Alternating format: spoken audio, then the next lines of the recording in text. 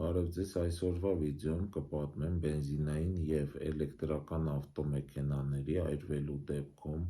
հանգցնելու տարբերության մասին։ Բենզինային ավտոմեքենաների դեպքում հիմնականում այրվում են վառելիքը ու յուղը, էլեկտրական ավտոմեքենաների դեպքում հիմնականում այրվում է մարտկոցը։ Ջերմաստիճանի պահով բենզինային ավտոմեքենաների դեպքում առաջանում է մոտավոր 800 աստիճան Ցելսիուս ջերմաստիճան, էլեկտրական ավտոմեքենաների այրվելու դեպքում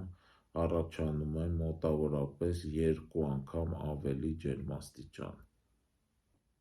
Ջրի ծախսի հետ կապված, ուրեմն բենզինային մեքենան հանգցնելու համար հիմնականում անհրաժեշտ է լինում մինչև 1 տոննա ջուր, էլեկտրական մեքենան հանգցնելու համար հիմնականում անհրաժեշտ է լինում մինչև 30 տոննա ջուր, բայց լինում են դեպքեր, որ անհրաժեշտ է լինում մինչև 100 տոննա։